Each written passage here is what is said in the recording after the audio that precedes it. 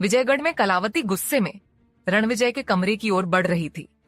कमरे में पहुंचकर उसने देखा रणविजय आधे अधूरे कपड़ों में रत्नावती के साथ पलंग पर सोया हुआ था। कलावती को देखते ही रत्नावती की नजरें झुक गईं। कलावती ने रत्नावती के बालों को पकड़कर पलंग से उठाया और खींचकर एक चांटा उसके गाल पर जड़ दिया।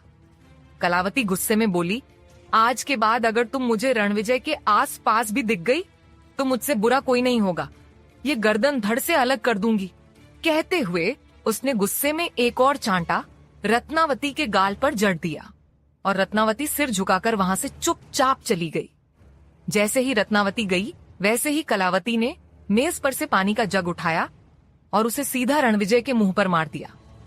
रणविजय झटके से आंखें खोलकर उठ बैठा और कलावती को देखकर कहा, बुआ, आपने तो मुझे डरा ही दिया। ये क्या तरीका है मुझे जगाने का? कलावती दांत पीसते हुए बोली, तुम्हें पता है आज क्या है? आज नगर में प्रतियोगिता की घोषणा हो चुकी है। कल प्रतियोगिता है, तुम्हारे पास अभ्यास का समय भी नहीं है और अगर तुम प्रतियोगिता हार गए तो तुम्हें राजकुमार कभी नहीं बनाया जाएगा और तुम इतने आराम से रत्नावती की बाहों में सो रहे हो। अभी तो तुम ठीक से युवा भी नहीं हुए और तुम रत्नावती के समीप चले गए। तुम्हें थोड़ी भी शर्म, लाज, हया है कि नहीं? रणविजय बोला, कैसी बातें करती हो बुआ, मेरे अलावा कौन है जो राजकुमार बनेगा? आस पास के जितने भी राजकुमार हैं मैं सबको जानता हूं, कोई भी मेरे सामने टिक नहीं पाएगा। कलावती गुस्से में बोली, अगर किसी आम मनुष्य ने भी तुम्हें प्रतियोगिता में हरा दिया तो तुम्हारी दावेदारी खत्म हो जाएगी और अगर ऐसा हुआ तो मुझे खुद नहीं पता मैं तुम्हारे साथ क्या करूंगी। कुछ भी हो जाए, यह सिंहासन तुम्हें ही मिलना चाहिए। रणविजय बोला, फिक्र मत कीजिए बुआ, मैं ही प्रतियोगिता जीतूंगा। कलावती ने थोड़ा सा नजदीक आकर रणविजय के चेहरे को पकड़ा और एक एक शब्द को गुस्से में बोली, जीतूंगा नहीं, तुम्हें ही जीतना है। मैं तुम्हें महाराज बनते हुए देखना चाहती हूँ। तुम नहीं जानते तुम्हें उस सिंहासन पर बैठाने के लिए मैंने क्या कुछ नहीं किया। रणविजय हैरान था। कलावती ने उसके चेहरे को छोड़ दिया और वहां से चली गई। कलावती अपने कमरे में आई तो सिकंदर वहीं मौजूद था। वह बोला, देख लिया अपने पुत्र को? मदिरा और दासी दोनों ही उसकी कमजोरी बनती जा रही है, खासकर यह रत्नावती। रत्नावती को रणविजय से दूर करना होगा। कलावती बोली, मैंने रत्नावती को उसके पास से भगा दिया है, अब वह दोबारा उसके नजदीक नहीं जाएगी। लेकिन हमारी समस्या यह नहीं है। हमारी समस्या यह है कि हम इस लड़के को सिंहासन पर कैसे बिठाएं। अगर नगर में किसी को पता चल गया कि रणविजय मेरा अपना पुत्र है तो प्रतियोगिता के लिए उसकी दावेदारी समाप्त हो जाएगी और अगर महाराज को यह सब पता चल गया कि मैंने ही उनके पुत्र की अदला बदली की है तो वह तो हमें जीते जी नरक के दर्शन करवा देंगे। मेरा इतने सालों का सपना अधूरा रह जाएगा। किसी को यह पता नहीं चलना चाहिए कि रणविजय मेरा पुत्र है और सूर्यकांत भैया का पुत्र हमने जंगल में फेंकवा दिया था। किसी को भी यह झात नहीं होना चाहिए, वरना अब तक हमने जितनी भी कोशिश की है वह सब बेकार हो जाएगी। अखंड की सच्चाई कभी बाहर नहीं आनी चाहिए, कभी भी नहीं। 20 साल पहले नीलकमल के 2 गर्भपात हो गए थे तो सूर्यकांत ने नीलकमल को गर्भावस्था के दौरान उसके पिता श्री के घर भेज दिया, क्योंकि इस बार सूर्यकांत कोई भी चूक नहीं करना चाहता था। कलावती भी गर्भवती थी और यही सब याद करके परेशान हो रही थी। तभी सिकंदर कक्ष में आया और बोला, इतना सोचने से कुछ नहीं होगा, तुम्हें इस वक्त अपने शिशु का ख्याल रखना चाहिए। कलावती बोली, अगर नीलकमल ने पुत्र को जन्म दिया तो यह सब हमारे हाथ से निकल जाएगा। सिकंदर बोला, और अगर तुमने पुत्री को जन्म दिया तो? कलावती बोली, मैं तो पुत्र को ही जन्म दूंगी। कलावती बोली, मुझे पुत्र की ही प्राप्ति होगी, लेकिन समस्या यह नहीं है कि मुझे पुत्र होगा या पुत्री। समस्या यह है कि नीलकमल को वापस लेकर आना होगा। तुम कुछ करो सिकंदर, महाराज को समझाओ कि विजयगढ़ का वारिस विजयगढ़ में ही पैदा होना चाहिए। उसके पैदा होते ही हम उसे मरवा देंगे और मैं अपना पुत्र सूर्यकांत भैया की झोली में डाल दूंगी। किसी को कुछ पता नहीं चलेगा। सिकंदर ने कलावती की बात मानी और महाराज सूर्यकांत को समझा बुझाकर नीलकमल को वापस विजयगढ़ बुला लिया। नीलकमल इस वक्त अपने कक्ष में बैठी हुई थी और महाराज सूर्यकांत उसके पास बैठे थे। तभी नीलकमल के पेट में थोड़ा सा दर्द हुआ। नीलकमल बोली, महाराज, दाई माँ को बुलाइए। तभी एक दासी ने कहा, महाराज, आपसे विनती है, आप चले जाइए। विजयगढ़ का राजकुमार आने ही वाला है। सूर्यकांत के चेहरे पर छोटी सी मुस्कुराहट आई और वह उस कक्ष से चला गया।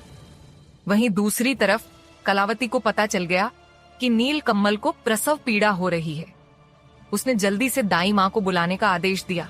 कलावती ने दाई माँ को देखकर कहा, क्या लगता है दाई माँ, हमारा पुत्र कब जन्म लेगा? दाई माँ बोली, 2-3 दिन है। कलावती बोली, लेकिन हमारे पास 2-3 दिन नहीं है। कुछ भी कीजिए, हमें इस पुत्र को आज ही जन्म देना है। दाई माँ हैरानी से कलावती को देख रही थी। कलावती ने अपनी बात मनवाई और दाई माँ ने कुछ औषधि देकर जबरदस्ती कलावती को प्रसव पीड़ा में लाना पड़ा। करीब 1 पहर दर्द सहने के बाद कलावती ने रणविजय को जन्म दिया। वहीं दूसरी तरफ नीलकमल ने भी विराज को जन्म दिया, लेकिन कमजोरी होने की वजह से नीलकमल बेहोश थी। कलावती की भी तबीयत बहुत खराब थी, लेकिन फिर भी वह अपने पुत्र को देख रही थी। उसने अपने पुत्र के माथे को चूम लिया। उसने दाई माँ को देखकर कहा, दाई माँ, तुम्हें जितने पैसे चाहिए मैं दूंगी, बस तुम्हें मेरा एक काम करना है। मेरे पुत्र को नीलकमल के पास लिटा दीजिए और नीलकमल के पुत्र को मुझे दे दीजिए। दाई माँ डर गई। कलावती बोली, सोच लीजिए दाई माँ, मेरा छोटा सा काम करेंगी या कल सुबह अपने बेटा बहू की लाश देखोगी? दाई माँ डर गई। उसने रणविजय को अपनी गोद में ले लिया और बोली, अगर महाराज को पता चल गया तो मेरा सिर धड़ से अलग कर देंगे। कलावती बोली, तुम नहीं गई तो मैं भी तुम्हारा सिर धड़ से अलग कर दूंगी। तुम फिक्र मत करो, जैसा मैंने कहा है वैसा कर दो। उसके बाद मैं तुम्हें इतना सोना दूंगी कि तुम इस नगर को छोड़कर दूसरे नगर जा सकती हो। दाई माँ के पास अब दूसरा विकल्प नहीं था। वह रणविजय को लेकर नीलकमल के कक्ष में गई। वहां पहले से ही कुछ दासियां थीं, जो विराज को देखकर मुस्कुरा रही थीं। दाई माँ ने उन्हें स्नान के लिए गर्म पानी लाने को कहकर वहां से भेज दिया। उस दासी ने दाई माँ की गोद में रणविजय को देखकर पूछा, यह किसका पुत्र है? दाई माँ बोली, कलावती का। महारानी को दिखाने आई थी, लेकिन महारानी तो अभी बेहोश है। दासियां वहां से चली गईं और इस बात का फायदा उठाकर दाई माँ ने रणविजय को नीलकमल के पास लेटा दिया और विराज को गोद में उठा लिया। थोड़ी ही देर में दासियां वापस आईं। दाई माँ ने उन्हें नीलकमल का ध्यान रखने को कहा और वहां से चली गई। वह सीधा कलावती के पास आई। कलावती ने उसके गोद में बच्चे को देखा तो गुस्से में बोली, तुमने मेरी बात नहीं मानी। दाई माँ बोली, मैंने आपके बच्चे को वहां लिटा दिया है, ये तो महाराज का बेटा है। कलावती ने ताली बजाई और 2 सैनिक वहां आ गए। कलावती बोली, इस बच्चे को जंगल में फेंक कर आ जाओ। ये सुनते ही दाई माँ की आंखें हैरानी से फैल गईं। उसे नहीं पता था कि कलावती इतनी कठोर हो सकती है। दाई माँ की आंखों में पानी आ गया। वह बोली, राजकुमारी कलावती, ऐसे न करो। अगर आपकी आज्ञा हो तो इस बच्चे को मैं पाल लूं। कलावती ने गुस्से में दाई माँ को देखा और बोली, चुपचाप बच्चा सैनिक को दे दो। सैनिक ने उस बच्चे को ले लिया। दाई माँ काफी दुखी हुई, लेकिन कलावती ने सोने के सिक्कों की पोटली दाई माँ को दिलवा दी। दाई माँ वह सोने के सिक्के लेकर वहां से चली गई, लेकिन उसका हृदय बहुत तड़प रहा था। उसकी आंखों के सामने यह पाप हो रहा था। वह चाहकर भी कुछ नहीं कर पा रही थी। सैनिक विराज को लेकर जंगल की ओर दौड़ गए। कलावती के चेहरे पर एक कुटिल मुस्कुराहट थी। तभी सिकंदर कक्ष में आया। कलावती बोली, आप बहुत जल्दी आ गए। सिकंदर बोला, वह सब छोड़ो, मेरा पुत्र कहाँ है? कलावती ने मुस्कुराकर कहा, वह तो कब का नीलकमल की छत्र छाया में चला गया है। सिकंदर ने हैरानी से पूछा, और नीलकमल का पुत्र? कलावती मुस्कुराकर बोली, उसे तो मैंने जंगल में फेंकने का आदेश दे दिया है। ये सुनते ही सिकंदर गुस्से में आकर कलावती के पास पलंग पर बैठ गया और बोला, ये तुमने क्या किया? आज ही उसे मरवाना जरूरी था। महापुरोहित को शक हो गया तो न जाने वो क्या करेंगे। इतनी जल्दी ये सब करने की जरूरत नहीं थी। कलावती बोली, मैंने कोई सुराग नहीं छोड़ा। सिकंदर ने कहा, अगर कोई पूछेगा हमारा पुत्र कहाँ है तो क्या कहोगी? किसको सफाई दोगी? कम से कम मेरे आने का इंतजार तो कर सकती थी। मैं भी वही चाहता हूँ जो तुम चाहती हो। लेकिन तुम्हारा तरीका मेरे तरीके से अलग है। ये क्या किया तुमने? सिकंदर ने ताली बजाई और तभी 2 सैनिक आकर सिकंदर के सामने खड़े हो गए। सिकंदर बोला, उस बच्चे को ढूंढो जिसे कलावती ने जंगल में फेंकने के लिए कहा था। सैनिक बोले, हमने उसे नदी में बहा दिया है। सिकंदर ने अगले ही पल सैनिक का गला पकड़ लिया और बोला, दिमाग खराब है तुम्हारा? ये क्या किया तुमने? सब कुछ गड़बड़ हो जाएगा, हम महाराज की नजरों में आ जाएंगे। कोई नहीं मानेगा कि हमारा पुत्र नहीं है, कोई नहीं मानेगा कि हमारा पुत्र मरा हुआ पैदा हुआ है। कुछ भी करो, नगर में किसी के तो पुत्र पैदा हुआ होगा।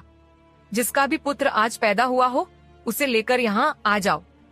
सिकंदर ने अपने सारे सैनिक एक शिशु को ढूंढने के लिए लगा दिए। वहीं कलावती बोली, कुछ नहीं होगा सिकंदर, हम कह देंगे हमारा पुत्र मरा हुआ पैदा हुआ था।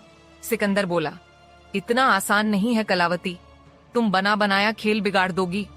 पुत्र तो हमें चाहिए, चाहे वह किसी का भी हो, चाहे हम उसे प्रेम न करें, लेकिन पुत्र तो होना ही चाहिए ताकि महाराज को जीवन में कभी भी हम पर शक न जाए। वहीं सैनिक सिकंदर के पुत्र को ढूंढ रहे थे, लेकिन उन्हें सिकंदर का पुत्र नहीं मिला, बल्कि भीमसेन ने अपने पुत्र को गड्ढा खोदकर रखा हुआ था। एक सैनिक की नजर उस पर गई। उसने उस पुत्र को उठा लिया और देखा और बोला, यह तो मरा हुआ पुत्र है, लगता है कोई इसे दबाने जा रहा था। दूसरा सैनिक बोला, इसे ही ले जाकर सेनापति सिकंदर को दे देते हैं, वरना वह हमें जीवित नहीं छोड़ेंगे। उस सैनिक ने आसपास नजर घुमाई तो उसे भीमसेन कहीं दिखाई नहीं दिया। भीमसेन उस वक्त विराज को नदी से लेकर मंदाकिनी के पास लेकर जा रहा था, ताकि मंदाकिनी को जब होश आए तो वह अपने पुत्र को अपने पास देखे। जब भीमसेन वापस अपने पुत्र को मिट्टी में दबाने आया तो वहां कोई नहीं था। सिकंदर के सैनिक उस बच्चे को लेकर जा चुके थे। सैनिक ने वह पुत्र सिकंदर की गोद में देते हुए कहा, सेनापति सिकंदर, हमें यही नवजात शिशु मिला है, लेकिन यह मृत है। कलावती बोली, यह तो और भी अच्छी बात है। इतना कहकर उसने सिकंदर की गोद से बच्चे को अपनी गोद में लिया, और जैसे ही उसने उस बच्चे को अपनी गोद में लिया, वह बच्चा रोने लगा। यह देखकर सब हैरानी से बच्चे को देख रहे थे। जो बच्चा मृत था उसमें प्राण आ गए थे। सिकंदर कलावती को देख रहा था और कलावती सिकंदर को। कलावती ने जल्दी से एक दासी को बुलाया और अखंड को देती हुई बोली, आज से इसकी जिम्मेदारी तुम्हारी है। दासी ने अखंड को अपने सीने से लगा लिया। इस तरह विराज महाराज सूर्यकांत और नीलकमल का असली पुत्र गरुड़ कबीले में पहुंच गया।